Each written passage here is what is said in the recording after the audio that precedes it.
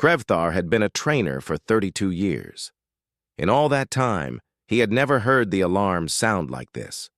The corridor lights switched from soft blue to harsh red in an instant. The sound that followed was worse than any explosion. It was the deep final boom of blast doors slamming shut. One after another, heavy metal barriers dropped from the ceiling, sealing every exit. The floor vibrated under Krevthar's feet. "What's happening?" shouted one of the recruits, a young Falari with purple skin and large eyes. Krevthar raised his hand for silence, but his secondary heart was beating faster than it should. His fur stood on end. Something was very wrong. "Earthborn detected!" announced a cold, automated voice. "Emergency containment protocol activated. All personnel evacuate to safe zones." The Falari screamed. The Kryn engineer froze in place, her breathing apparatus clicking rapidly. The other recruits scattered, running for doors that no longer existed, pounding on solid metal with their fists. Only one person remained still. Marcus Chen stood by the biometric scanner, his hands half raised, confusion clear on his face. He was human, the first one Krevthar had ever met in person. Marcus had arrived 2 weeks ago from Earth's new space program. His test scores were excellent. His attitude was professional. He seemed like any other recruit. "I don't understand," Marcus said quietly. "What did I do?" Krevthar wanted to answer, but he didn't know. In 32 years of training hundreds of recruits from dozens of species, he had never seen a Code Crimson. Those were reserved for the worst emergencies, reactor breaches, hostile boardings. Biological contamination, not for a simple security scan. The sound of heavy boots echoed through the sealed corridor. Krevthar's ears flattened against his skull. He knew that sound. Combat exosuits, the kind security only wore for extreme threats. 6 figures rounded the corner, weapons raised. Their armor was thick and black, and every weapon was pointed directly at Marcus. "Human," said the lead security officer through his helmet speaker. His voice was flat and mechanical. "Remain absolutely still. Do not make sudden movements. Do not raise your voice. Compliance ensures survival." Marcus's eyes went wide. He kept his hands up, but Krevthar could see the young man's confusion turning to fear. "I'm just a recruit. I passed all the tests back home. I don't—" "Silence," the security officer barked. "You will follow instructions exactly. Any deviation will be treated as hostile action." Krevthar stepped forward without thinking. "Officer, there must be some mistake. This recruit has done nothing wrong. He simply—" "Step away from the human trainer, Krevthar." A different voice came through the corridor speakers, female, cold. "This does not concern you." "It concerns me very much," Krevthar said, surprised by the steadiness in his own voice. "He is my recruit. My responsibility. Not anymore." The security team moved forward as one unit. 2 officers kept their weapons trained on Marcus while the others produced restraints, not the simple magnetic cuffs used for drunk civilians, but heavy-duty containment shackles designed for the most dangerous prisoners. "Turn around," the lead officer commanded Marcus. "Hands behind your back. Move slowly." Marcus did as he was told. Krevthar watched the human's face carefully. There was fear there, yes, but also something else. Hurt, betrayal. Marcus had come to the stars with hope, and now he was being treated like a monster. The shackles clicked into place with a sound of finality. "What are you going to do with him?" Krevthar demanded. "That is classified," the officer replied. "Return to your quarters, trainer. You will be contacted for debriefing." They led Marcus away. The human didn't resist. He walked between the armed guards with his head up, but Krevthar could see his shoulders trembling slightly. The security team disappeared around the corner, and Krevthar was left standing in the red emergency lighting with 5 terrified recruits. "Trainer?" whispered the Kryn engineer. Are we safe? Krevthar looked at the sealed blast doors, at the weapons scan still blinking red, at the empty space where Marcus had stood. I don't know, he admitted. The lockdown lasted for 3 hours. When the doors finally opened, medical teams rushed in to check the recruits for injuries. Station supervisors appeared to ask questions. Everyone wanted to know the same thing. Had the human done anything suspicious? Had he made threats? Had he shown violent tendencies? No, Krevthar answered again and again. He was polite, quiet, hard-working. He helped the other recruits with their training exercises. But he could see the doubt in their eyes. They had already decided Marcus was dangerous. The evidence didn't matter. Later that evening, Krevthar sat alone in his quarters. He pulled up Marcus's file on his datapad. Earth. Homeworld of humanity. First contact established 6 years ago. Admitted to the Concordance 18 months ago. But when Krevthar tried to access detailed information about Earth or human biology, he found most files were classified, above his clearance level. He could see Marcus's test scores and background, but nothing about what made humans different, nothing that would explain the Code Crimson. Krevthar had trained soldiers, diplomats, scientists, and engineers.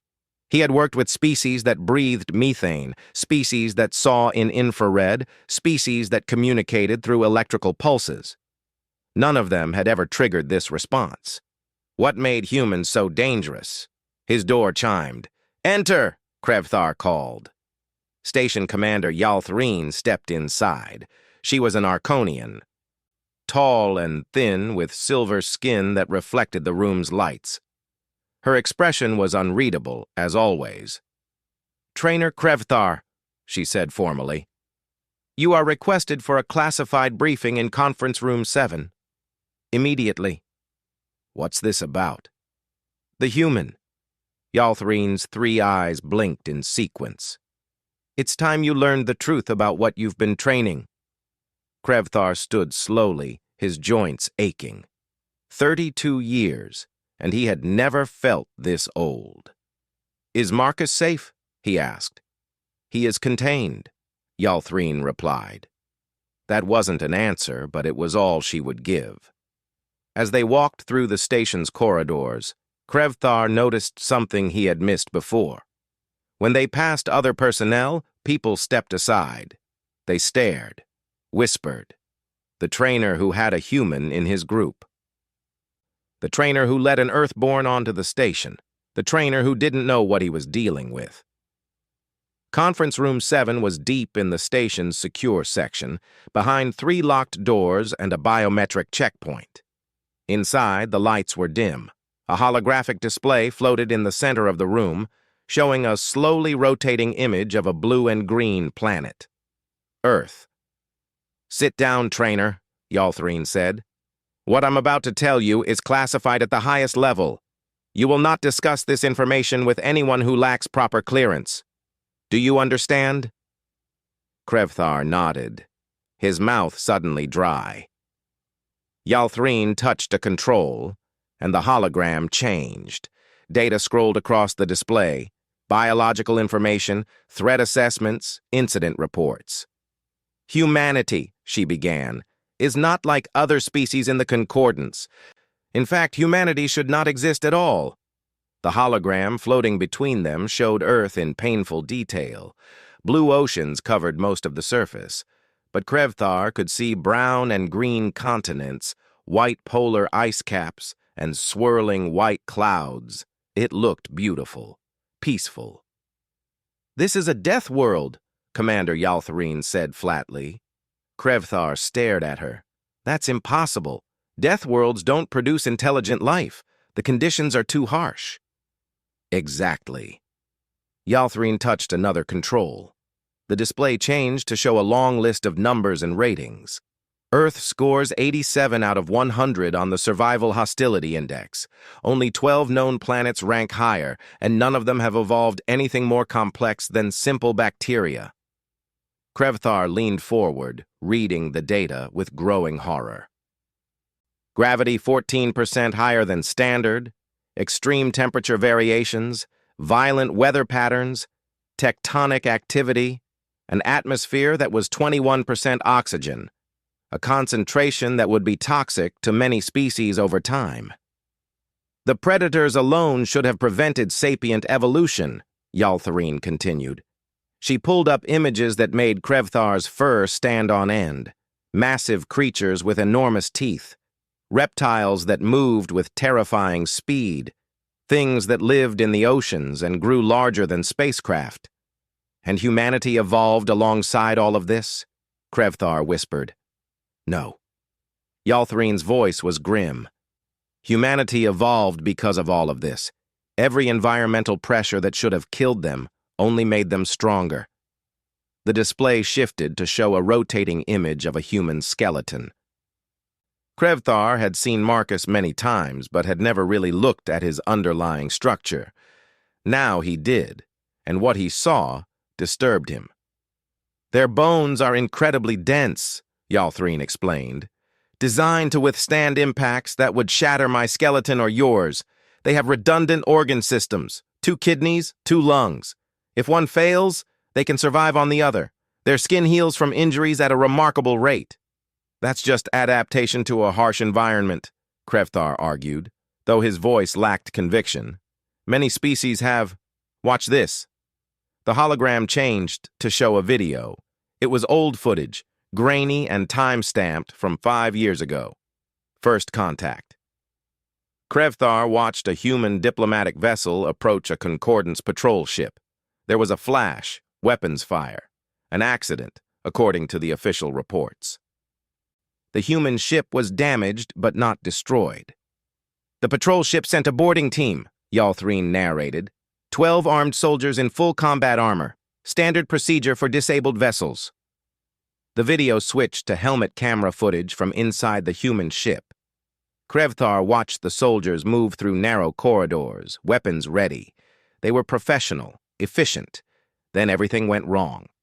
The soldiers entered what looked like a cargo bay. A figure moved in the shadows. A human woman in a torn uniform, blood on her face. She was wounded. Alone. Facing 12 armed troops. She didn't surrender. What happened next lasted only 4 minutes, but those 4 minutes changed everything Krevthar thought he knew about combat. The human moved with impossible speed. She used the environment, threw cargo containers, created diversions, struck from unexpected angles. She took a weapon from one soldier and used it against the others. She was injured, bleeding, fighting opponents in powered armor with superior firepower. She won. When it was over, 11 soldiers were dead. One survived only because the human woman spared him to deliver a message. We don't want war, but we won't roll over. The video ended. Krevthar sat in silence, his 2 hearts racing. Her name was Sarah Okonkwo, Yaltharine said quietly. Former military, but serving as ship security. By all accounts, she was a kind person, gentle. She taught children back on Earth before joining the space program. Then why? Because humans have something we don't. Yaltharine pulled up a medical scan. When threatened, their bodies release chemicals, hormones, that radically alter their capabilities, increased strength, faster reaction time, reduced pain perception. They call it adrenaline response. Krevthar stared at the chemical formulas. They carry combat stimulants in their own bodies? Naturally? Yes, and that's not the worst part. Yaltharine's 3 eyes fixed on him. Humans evolved as pursuit predators. Do you know what that means? Krevthar shook his head slowly. Most predators are ambush hunters, or use speed to catch prey quickly. But humans used endurance. They would chase an animal for hours, sometimes days, until it collapsed from exhaustion. Then they would simply walk up and kill it. The image of Marcus, polite, helpful Marcus, flashed through Krevthar's mind. He tried to imagine that young man relentlessly pursuing prey across a death-world landscape. They don't give up, Yaltharine continued. Even when it's logical to stop, when the costs outweigh the benefits, humans keep going. They have a concept they call spite, the willingness to hurt themselves if it means hurting their enemy worse. That's insane. No, that's survival on a death world. Yalthreen dimmed the holographic display. Every species in the Concordance evolved in relatively stable environments. We learned cooperation, diplomacy, and efficiency. Humans learned to survive impossible odds. They don't think like we do. Krevthar thought about the Code Crimson, about the weapons trained on Marcus, about the fear in everyone's eyes. "Where is he now?" Krevthar asked. "Containment Cell 17. It's normally used for the most dangerous specimens we encounter, creatures that could kill with a touch, or whose very presence is toxic. Marcus isn't dangerous. He's just a recruit." "That's what we thought about Sarah Okonkwo," Yalthreen said, "until circumstances proved otherwise. The problem isn't what humans are normally, it's what they become when everything goes wrong." She pulled up another file. "This is the evaluation protocol for human recruits. Before they can serve in any position where they might face a crisis, they must undergo stress testing. We need to know if they can control their capabilities under pressure." "How many humans have passed this evaluation?" Krevthar asked. Yalthreen was silent for a moment. 27%. That's a 73% failure rate." "Yes." "And the ones who fail?" "They return to Earth. We recommend positions in research, administration, any field where they won't face emergencies." Yalthreen's voice softened slightly. "We're not trying to be cruel, Trainer. We're trying to be safe." Krevthar stood up, his legs unsteady. "I want to be his evaluation supervisor." "What?" "You said he needs to pass stress testing. I volunteer to oversee his evaluation. I'm his trainer. I'm responsible for him." Yalthreen's 3 eyes blinked in surprise. "You understand what you're asking? If he fails, if he becomes violent, you would be in danger? Why would you risk that?" Krevthar thought about Marcus standing by the scanner, confusion and hurt on his face. He thought about the young man's test scores, his patient help with other recruits, his excitement about seeing the stars. "Because 32 years has taught me that beings deserve to be judged by their actions, not their biology," Krevthar said firmly. "Marcus has done nothing wrong. He deserves a fair chance." Yalthreen studied him for a long moment. "You're a good trainer, Krevthar. That's why I'm going to tell you something that isn't in the official reports. Do you know why humans really fail the evaluation? Why? It's not because they're incompetent. It's not because they lose control." She pulled up one final video, footage from various stress tests. In each one, Krevthar watched humans solve impossible problems, overcome crushing odds, keep going when any rational being would have given up. "They fail," Yalthreen said quietly, "because we're terrified of what they become when everything goes wrong. They don't break. They don't panic.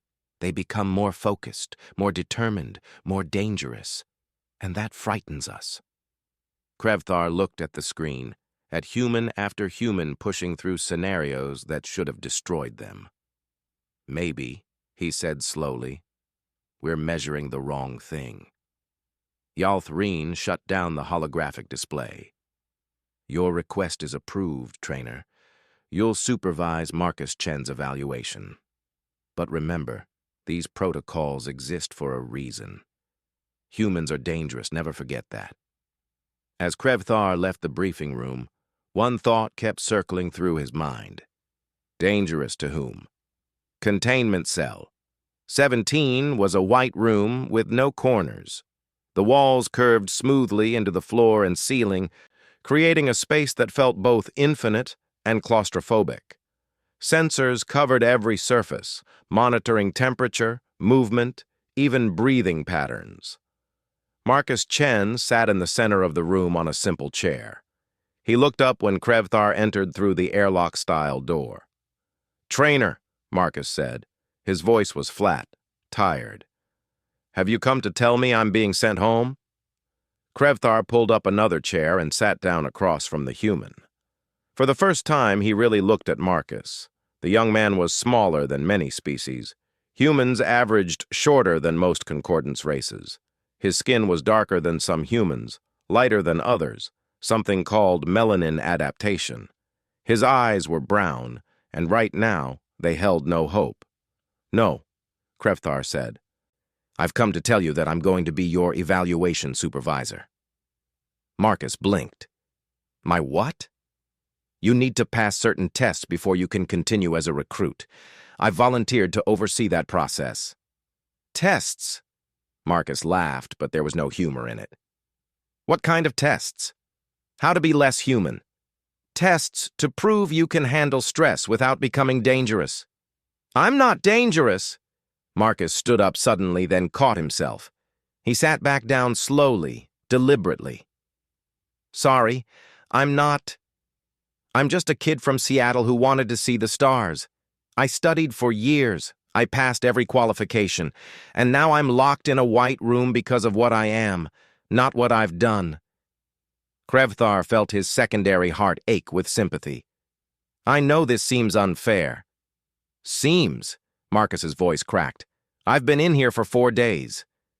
Nobody will tell me what I did wrong. Armed guards treat me like I'm going to explode, and everyone looks at me like I'm a monster." "You're not a monster," Krevthar said firmly. "Then why am I in a cage?" That was a fair question. Krevthar didn't have a good answer. Instead, he said, "Tell me about Earth. Help me understand." Marcus looked suspicious, but after a moment, he started talking. He described a world of mountains and oceans, cities that touched the sky, billions of humans living together. He talked about art and music, about families gathering for meals, about looking up at the stars and dreaming. "We're not perfect," Marcus admitted. "We fight. We make mistakes. But we also protect each other. When something goes wrong, humans don't run away. We run toward the danger to help." "That's what scares them," Krevthar said quietly. "Why?" "Because most species aren't like that. Most of us value survival above all else. The logical response to danger is to escape it. But humans—" Krevthar struggled to find the words. "Humans choose to face danger, willingly, sometimes eagerly." Marcus frowned. "So we're being punished for being brave?" "No. You're being evaluated to ensure you can control that bravery, to make sure it doesn't become recklessness." The evaluation began the next day. Marcus was moved to a simulation room where holographic scenarios could be generated. Krevthar watched from an observation deck along with 2 concordant psychologists and a military analyst. The first test was simple problem-solving under time pressure.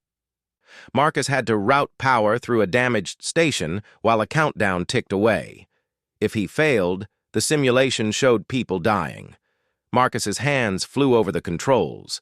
He made decisions faster than the analysts expected, finding solutions they hadn't anticipated. He completed the task with 18 seconds to spare. "Lucky guess," muttered one psychologist. The second test was harder. Isolation. Marcus was placed in a simulation of a damaged ship with no contact to anyone else for what felt like 3 weeks. Most species began showing signs of psychological stress after a few simulated days. Marcus kept himself busy. He exercised. He talked to himself to maintain sanity. He created games and routines. When the simulation ended, he was tired but stable. Unusual resilience, the analyst noted. The tests grew more difficult. Moral dilemmas where every choice led to loss. Physical challenges that pushed his body to its limits. Mental puzzles designed to create frustration and anger. Marcus persisted through all of them. Over the weeks, Krevthar found himself spending more time talking with Marcus between tests. The human had a quick wit and told stories that made the old trainer laugh. He asked questions about other species, genuinely curious about their cultures and biology. "Do you miss Earth?" Krevthar asked one day. "Every day," Marcus admitted. "But I miss the idea of Earth more than the actual planet, I think. I miss knowing there's a place I belong. Out here, I'm just the scary human." "You're not scary," Krevthar said. "You're just different." Different and scary seem to be the same thing to most people. The evaluation board met weekly to review Marcus's progress. Krevthar argued passionately at each meeting. Marcus had passed every test. He remained calm under pressure, made good decisions, showed no signs of dangerous behavior. But the board remained unconvinced. "He's too capable," one member argued. "No one should be able to adapt this quickly. It's unnatural." Then came the test that changed everything. The scenario was brutal. A colony under attack, civilians in danger, and a critical mission that could end the threat. Marcus had to choose: save the civilians or complete the mission. There wasn't time for both. Krevthar watched Marcus study the scenario. The human's eyes moved rapidly, taking in data, calculating options. Then Marcus smiled. "There's a third option," he said.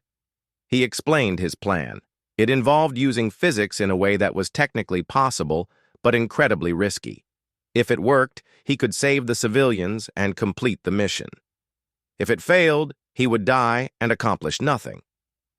"That's not part of the parameters," the simulation operator said. "I don't care about parameters," Marcus replied. "I care about saving everyone." He executed the plan. It was brilliant and insane in equal measure. He exploited a flaw in the scenario that the programmers hadn't intended. He pushed himself beyond safe limits, taking damage that would have incapacitated most beings. But it worked. Everyone survived. The mission succeeded. Marcus collapsed after the simulation ended, shaking from exhaustion and adrenaline. Medical teams rushed in to stabilize him. The evaluation board was split. Some saw genius. Others saw a human too willing to risk everything, too creative with how he bent rules. They flagged his performance as concerning creative problem-solving under duress. "That's exactly what we should want," Krevthar argued at the next board meeting.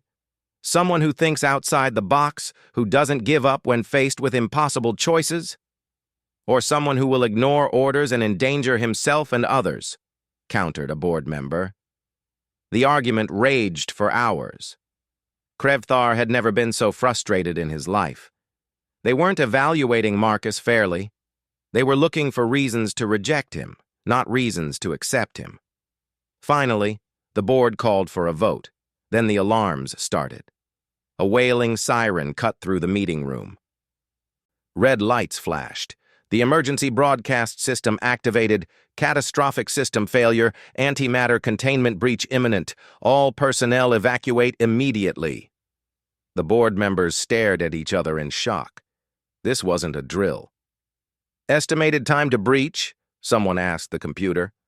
43 minutes, came the cold, mechanical reply. Chaos erupted. People rushed for the exits. The station's AI began coordinating evacuation procedures. Automated systems attempted to stabilize the containment field, but system failures cascaded faster than repairs could be made. Krevthar's mind raced. 43 minutes.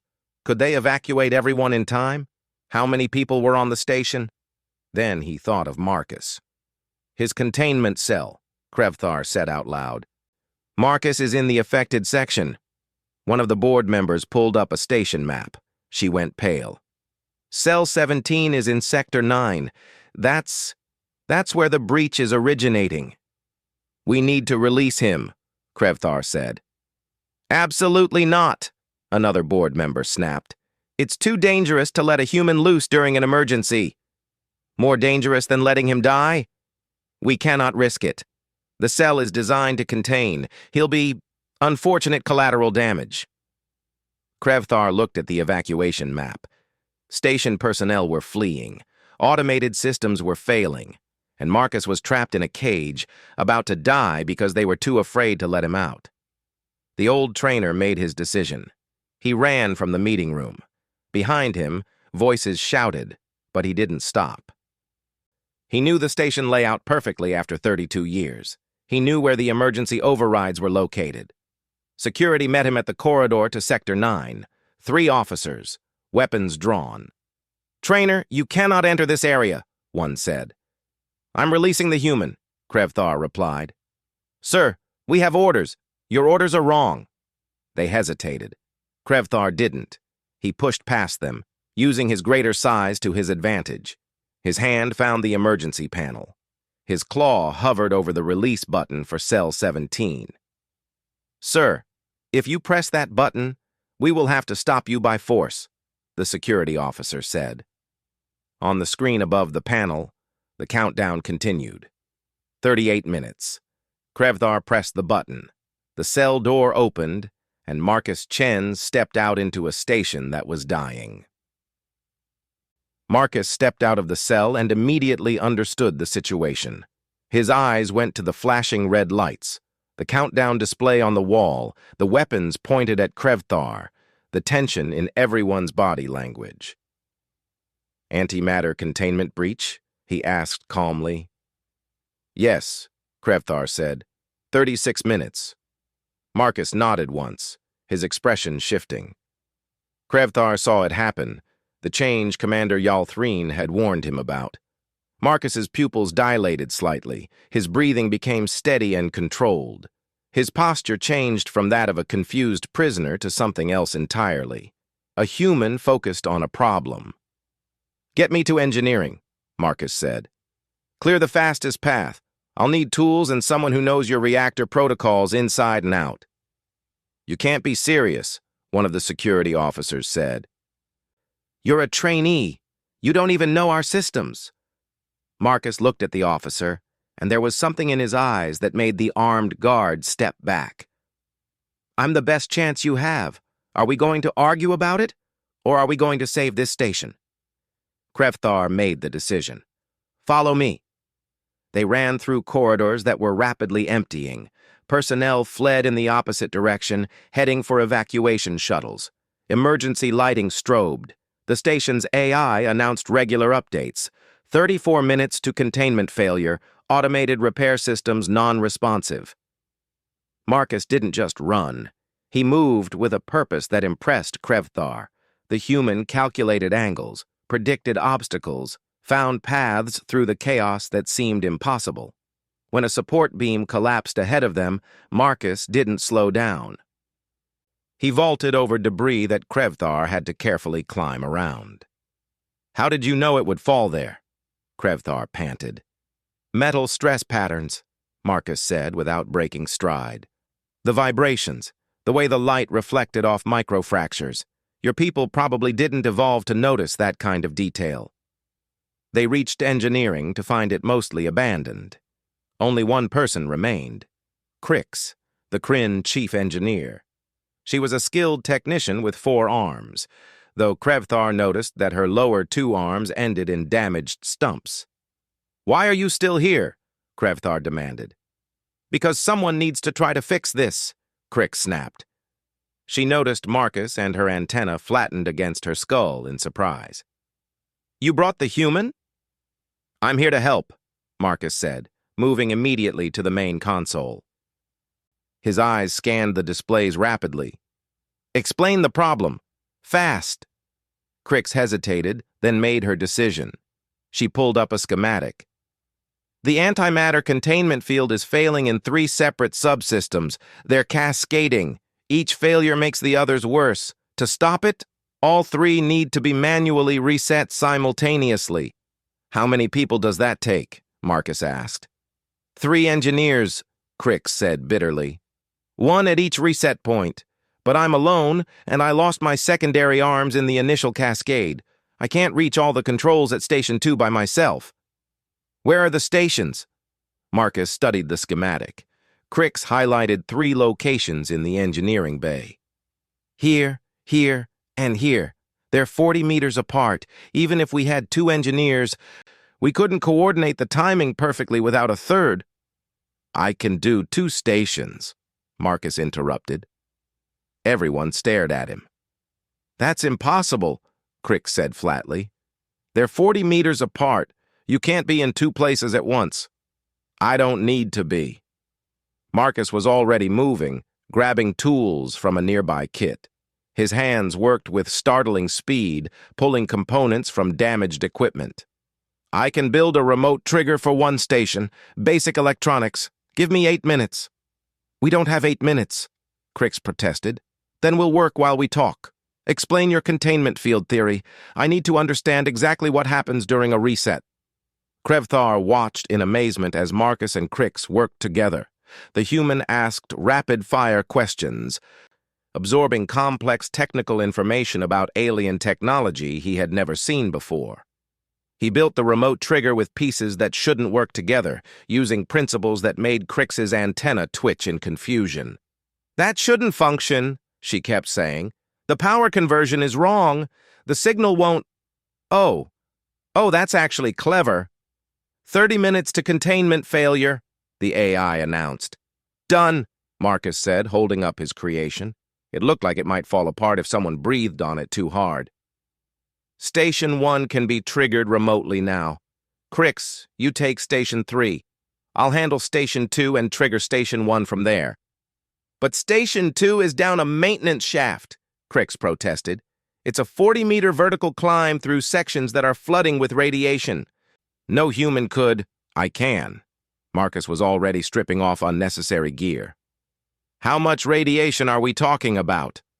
Enough to kill most species in 2 minutes. Enough to scramble your thoughts in under 1. Then I better work fast. Marcus looked at Krevthar. Trainer, you need to evacuate. I'm staying, Krevthar said firmly. If this doesn't work, then we die together. Now stop arguing and go save my station. Something flickered in Marcus's eyes. Gratitude, perhaps, or respect. He nodded once, then turned to the maintenance shaft. The opening was narrow and dark, and Krevthar could see the warning lights indicating dangerous radiation levels. Marcus didn't hesitate. He clipped a communication device to his ear and started climbing down. 26 minutes, the AI intoned. Krevthar and Crix moved to their positions. Through the comm system, they could hear Marcus's breathing as he descended. It was steady, controlled, even as the radiation alarms in the shaft started wailing. Radiation at unsafe levels, Marcus reported. His voice was calm. Proceeding anyway. Your hands, Crix said urgently. You'll need fine motor control. The radiation will... I know. There was a pause. I'll manage. Krevthar watched his display, tracking Marcus's progress. The human was moving faster than should be possible through the narrow shaft, climbing hand over hand through conditions that would have killed Krevthar in seconds. Station 2 reached, Marcus finally said. But there's a problem. The access panel is damaged. I can't open it normally. Can you force it? Crix asked. Working on it. They heard grunting sounds, then a metallic screech. Got it. Panel's open. I see the reset mechanism. 19 minutes to containment failure. Ready on Station 3, Crix reported. Trainer, you're monitoring the remote trigger for Station 1? Marcus asked. Yes, Krevthar confirmed, though his hands were shaking as he looked at the crude device Marcus had built. Good. Here's how this works. On my mark, Crix initiates the reset at Station 3. Exactly 2 seconds later, Trainer, you press the trigger button. I'll perform the reset at Station 2 simultaneously. All 3 have to activate within a half-second window or the cascade continues. Understood? Understood, they both replied. Marcus, Krevthar said. The radiation down there, I know, Trainer. I can feel it. My hands are shaking. My vision is starting to blur. Marcus's voice remained steady despite the words. But I can do this. I've done harder things. Krevthar doubted that, but said nothing. 17 minutes, the AI said.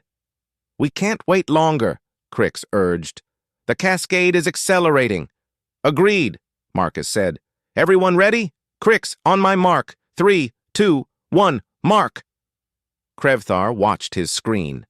He saw Crix's display show successful reset at Station 3. Exactly 2 seconds later, his claw pressed the button on Marcus's improvised trigger. Station 1's indicator flashed green. For a horrible moment, nothing happened at Station 2. Then Marcus's voice came through, strained. Reset. Complete. The containment field stabilized. Warning lights shifted from red to amber. The AI's voice changed. Containment cascade arrested. Field regenerating. Immediate danger past. They had done it. Marcus! Krevthar called into the comm.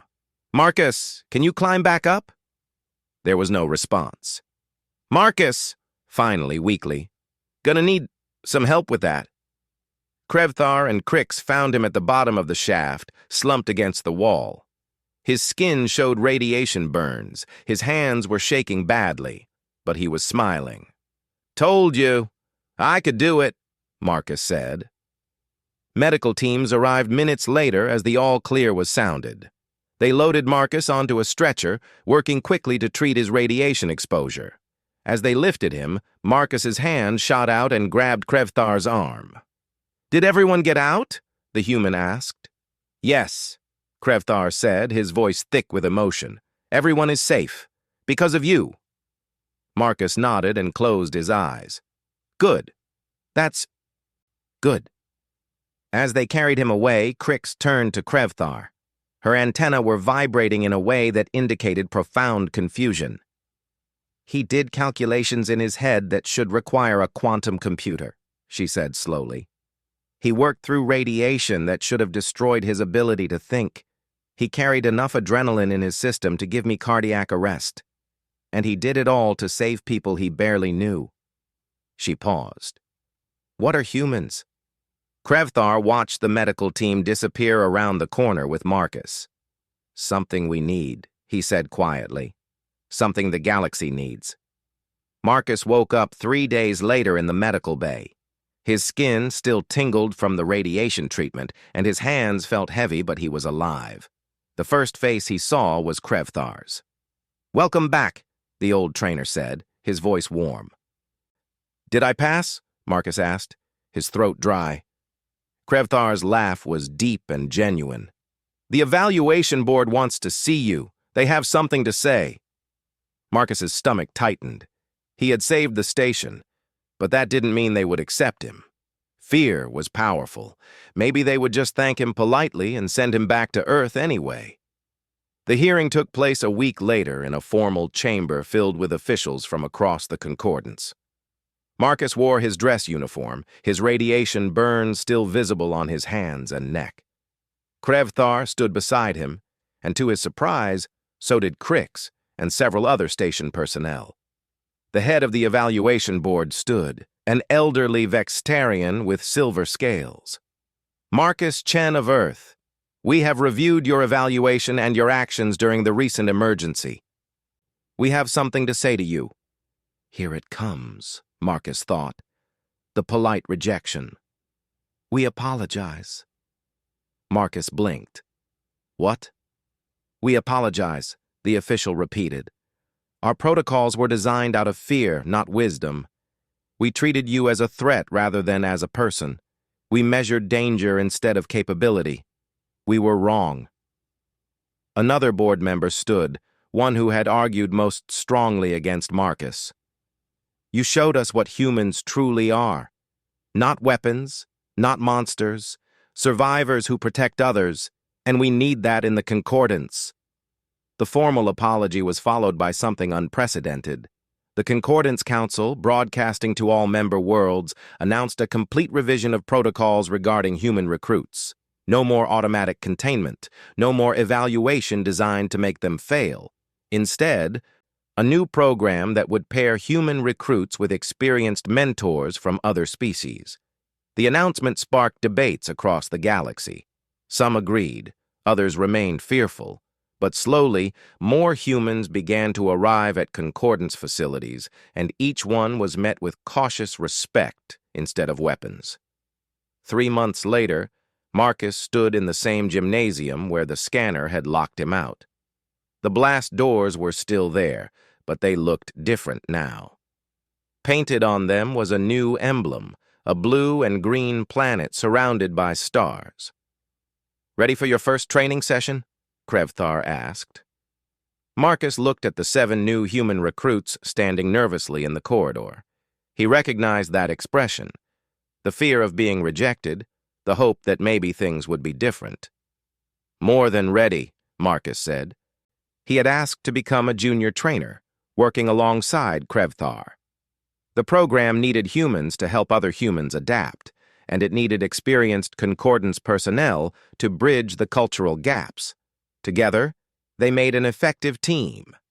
The recruits filed in, and Marcus saw them tense when they noticed the blast doors. One, a young woman named Sarah Kim, asked, "Are those for us?" "They were," Marcus said honestly, "but not anymore. Now they're part of our training course. Those doors used to be about keeping people safe from us. Now they're about teaching everyone how to work together when things go wrong." Over the following weeks, Marcus and Krevthar trained the mixed species groups. They ran simulations, taught emergency protocols, and showed everyone, human and non-human alike, how to use their different abilities together. A Falari navigator made a critical error during one simulation. Marcus watched the human in that group carefully. The young man, Daniel, didn't take over or show frustration. Instead, he calmly talked his teammate through the fix, just as Marcus had taught him. "You're doing well with them," Crick said one day. She had become a regular visitor to the training sessions, fascinated by human problem-solving methods. "They're good people," Marcus replied. "All of them. We just needed a chance to prove it." "You did more than that. You changed minds." Marcus thought about the containment cell, the weapons, the fear in everyone's eyes. "I'm just glad it's getting better." "It's better because of you," Krevthar said, joining them. "The Council received reports from 15 other stations this week. Humans working alongside other species, solving problems, saving lives. You started something important, Marcus." One evening, Marcus found Krevthar standing by the viewport, looking out at the stars. The old trainer's fur had a few more silver streaks now, but his eyes were bright. "I've been thinking," Krevthar said. "I spent 50 years believing I understood danger. I trained soldiers to avoid it, engineers to prevent it, diplomats to negotiate around it. Then I met humanity, and I learned something new." "What's that?" Marcus asked. "That danger and threat are different things. A star is dangerous, immense, powerful, capable of destroying worlds. But stars also give life. They warm planets. They illuminate the darkness." He looked at Marcus. "Humans are like stars. Dangerous, yes, but perhaps exactly what the galaxy needs." Marcus didn't know what to say to that. He settled for, "We're just trying to help." "That's why it works," Krevthar replied. The alert came on a quiet afternoon. An emergency distress call from a mining colony on the edge of concordant space. Structural collapse, workers trapped underground, toxic atmosphere breach. The automated systems estimated a rescue window of less than 2 hours before the remaining air became unbreathable. The station's emergency response system activated, but this time, instead of panic, there was coordinated action. The new protocols were in place. "Emergency rescue required," the station AI announced, "requesting human response team." Marcus was running toward the hangar before the announcement finished. His team, 3 humans and 4 other species, fell in beside him. They had trained for this. They were ready. Krevthar watched them go from the control center. Commander Yalthreen stood beside him. "They're really going," she said quietly, "running toward danger, while everyone else runs away." "That's what they do," Krevthar replied. "That's what we need them to do." The rescue ship launched, carrying the new emblem of the Concordance Emergency Corps, a shield with Earth at its center. the death world that taught its children not just to survive, but to save others. In the following months, the human response teams became famous throughout the Concordance. They didn't always succeed, but they never gave up. They took the impossible risks that other species couldn't. They found solutions where none seemed to exist. They kept going when logic said to quit. And slowly, the fear began to transform into something else: respect, trust, hope. Marcus received a letter from Sarah Okonkwo, the woman from the first contact incident. She had become an instructor on Earth, training the next generation of humans for space service. She wrote, "I heard what you did. I'm proud of you. You showed them who we really are." He wrote back, "I just followed your example. Never give up, never surrender, and always protect those who need it." A year after the lockdown, Marcus stood in the same gymnasium, now fully decorated with flags from every concordant species. A graduating class filled the room, the largest and most diverse group the station had ever trained. Krevthar gave the commencement speech. His voice was strong despite his age. "When I first became a trainer, I thought my job was to prepare students for perfect conditions, to teach them to follow procedures and avoid mistakes. Then I met someone who taught me that the real test isn't how we act when everything goes right. It's how we act when everything goes wrong." He looked directly at Marcus. "Humans taught us that it's not enough to survive. Sometimes we have to risk ourselves to save others. Sometimes the logical choice and the right choice are different. And sometimes the most dangerous thing in the galaxy is exactly what we need most." The graduation ceremony ended with a new tradition. The recruits, human and non-human, placed their hands together on the blast doors that had once been a symbol of fear. Now they were a reminder that barriers can be overcome, that fear can become trust, and that differences can become strengths. Later, as the celebration continued, Marcus found himself back at the viewport with Krevthar. "Do you ever regret it?" the trainer asked. "Pressing that release button? You risked everything on a human you barely knew." Marcus smiled. "Trainer, you risked everything for me before you really knew me. You gave me a chance when everyone else saw only danger. That's what changed everything." "No," Krevthar said softly. "You changed everything, you and every human who came after. You showed us that death worlds don't just create survivors, they create protectors." Far below them, Earth continued its steady orbit around its yellow star. A death world that had given birth to a species that looked at the stars and saw not danger, but hope. Not obstacles, but opportunities. Not reasons to fear, but reasons to protect. The scanner that had once detected an Earthborn and locked the doors in fear now opened those same doors in welcome. Because the galaxy had learned what Marcus and Krevthar knew, humanity was dangerous, yes, but in the same way fire was dangerous. Properly understood, properly respected, fire didn't destroy. It illuminated, it warmed, it protected. And sometimes, it saved lives. The emergency calls would keep coming, the crises would continue. But now, when the impossible happened and hope seemed lost, the Concordants had something new. They had humans, and humans never gave up.